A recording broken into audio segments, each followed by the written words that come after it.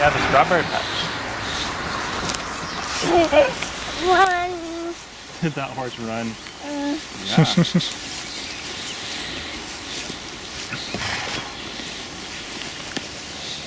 So up here we've got a couple things.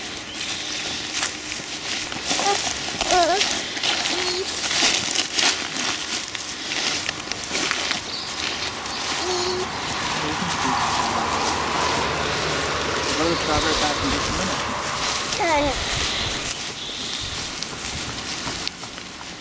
So through here we've got some beans. You can see them coming up. We've planted beans, including where you're standing. Okay.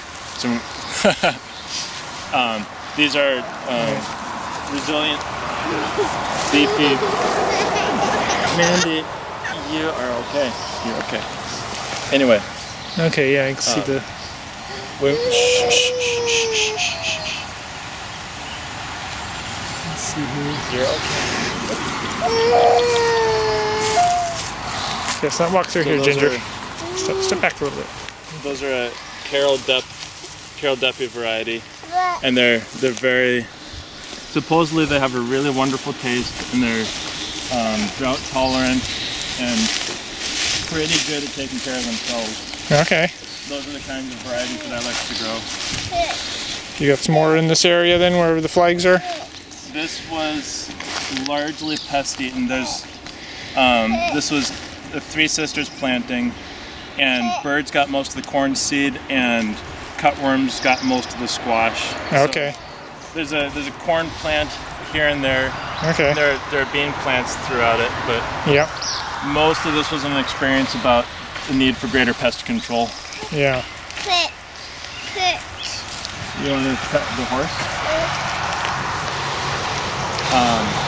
Same through over here, and over here we had a bunch of cucurbits that were lost to pests, so we kind of abandoned those for now. Yep.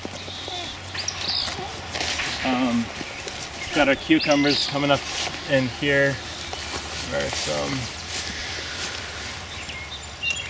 I thought I saw some cucumbers in here. Maybe they got eaten or... Yeah. Yeah, so that's... Just a minute, Mandy. Yeah, I think we've lost most of those, so we definitely need more pest control. Yep. So what we've been doing is generally letting weeds get this higher, a little bit higher before we chop and drop, because there's still a lot of sunlight getting in here. There's plenty enough sunlight for a little seedling to... Oh, here's one that didn't get eaten. Right there. Okay. Something's been nibbling at the leaves, but it's got some true leaves coming in now, so that's nice. But it gets enough sunlight, but all of these weeds help there to be a really nice, moist microclimate for it.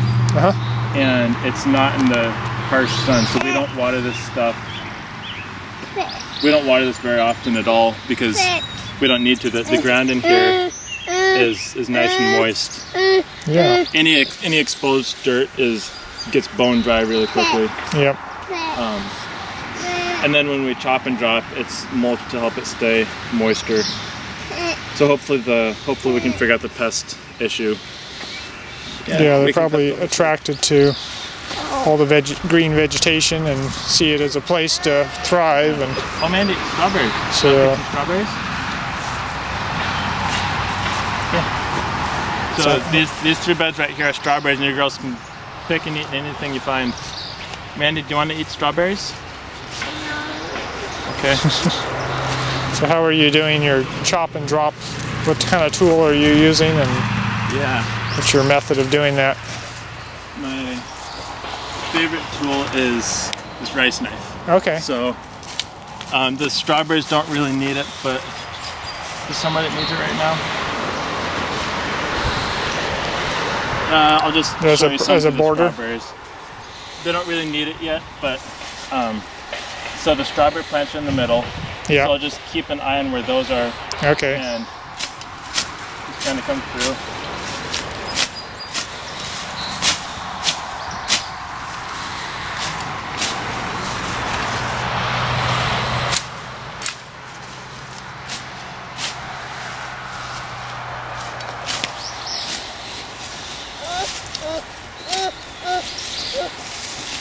So yeah, it's kind of the pulling away from the plant you want, and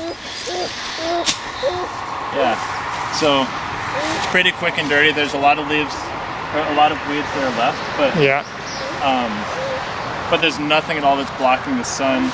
And as we do this, the leaves that were the weeds that were chopped are kind of on top of and shading the other weeds. So okay. just kind of inhibiting the weeds Yeah. and letting the strawberries come up a little bit better. We've been getting some really nice strawberries out of here, so Yeah. it works. And it's, if we do this, we don't need to grow them with plastic or something, which I don't like using plastic. And this is way faster than if we were trying to weed these out by hand and get them pristine so they were only strawberry plants. Right. So And what variety of strawberries are you trying out here? Do you know, or are you several of them? I got these from somebody who didn't know what variety they were, but he said it was a recently developed variety that does well in this region. Yeah, they kind of look like the Shushkins that Yeah, I got from a friend of mine there. It's kind of a Washington variety. that could be. There's, I think, an Indian tribe or something, or some area of the region that's called that. It's like SCHSKIN or Quicksand. yeah, something Yeah. like that. I can't remember if you Yeah. recognize it as being anything, Yeah. a lake or a mountain or some kind of range there. Yeah. They're So- developed here, but yeah, they get really tall leaves or the stems on them. The stems are really tall, and it sets fruit really tall. Yeah. But they also fall over really easy too. So I had to like put string on both sides, try to support the things, That's keep That's them a off good the ground. idea. Otherwise, the slugs were coming up in there and Yeah. eating all the fruit that was laying on the ground. smart. But it kept them off the ground, so they kept slugs away from them. And Yeah. That's a good idea. And I'm sure that doing this, our yield is quite possibly lower than if we were carefully manicuring it in terms of yield per square foot. yeah, But I'm not super pressed for square feet. I am pressed for time. yeah, And I can guarantee you 100% that my yield per time is a lot higher if I just come through and whack stuff away with a rice knife once a month, once every 2 weeks or something. yeah, Takes just a few minutes, and otherwise it would take hours, or I'd have to use a bunch of plastic or something, or large quantities of mulch, which I don't have. yeah, But I'm just mulching in place with the stuff that's growing right here, so eventually the weed pressure will be less and less and less. I'm a big fan of slow and steady. So over time, the strawberry bed will have a higher percentage of strawberry plants to other plants, and the organic material is going to build up. I don't need to come in right now and obliterate everything else. Just tend it over the years. yeah. Okay. Yeah. There's a nice big juicy one. Couple. There we go. Yeah, very good. You want a strawberry? Well, it may be a few years before the birds find them. I don't know if you're gonna have to suffer. Yeah. You know, but they may be more hidden too. Yeah. You know, not being so exposed. The birds may not find them as easy. Yeah. As I found out, if you bury, you know, if you find one that's half ripe and you just kind of leave it, it's like, oh, okay, I'll leave it uncovered so I don't lose track of it. Well, the birds will find it. But if you bury it, all, you know, cover it all up again with the leaves and kind Yeah. of bury it down there, then they'll usually leave it alone, Yeah. you know, for it to get ripe. So under here we have some tarps, and so we just put them out to knock down the weeds and the grass. Yeah. Okay.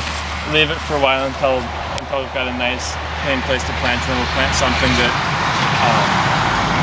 we'll plant some kind of annual crop. I think we're gonna plant cilantro here, Yeah. and if we do this, it'll just get nice and red, and we'll scatter the seeds. Okay. Just probably surface sow, maybe rake them in a little bit. Yep. Okay. Through here, this is some of our experimental stuff that has Okay. mixed success. So we put a bunch of kale transplants in. Yep. So this is, we had just the pasture grass, we mowed it short and then cut just cut the turf back in these little strips every about 18 inches. Okay. Yeah, I remember seeing your video on doing that. Yeah. Rice. Yeah. So it's Please what? Oh, the flag? There's some flags over there you can get. Hey Molly, can you help her get a flag? They're over by the tools. Go with Molly, she'll help you get a flag. So this was, we were doing a couple experiments here. One of them was regarding fertility. Anyway, we should, I think, top dress with a little bit of compost because a lot of the stuff seems to not really have quite what it's needing. No, Mandy, put that back, please. Put that back. The flags are over by the tools that are not stuck in the ground. Thank you. So to manage these beds, where we took the turf back, there are very few weeds because we just peeled all that stuff back. okay. When it starts getting overgrown, again, this isn't yet, but I'll show you a little bit for the video. And just follow along the edge. So it's coming like this. And then that keeps the stuff in the middle from getting shaded out. Yeah, And right. Okay. keeps this stuff down a little bit. You can see the mulch is starting to build up in the middle here a little bit. And underneath that, the weeds are getting shaded out a little bit. So it's just kind of a slow and steady, discouraging the weeds a little bit, helping our crops do a little bit better. Uh-huh.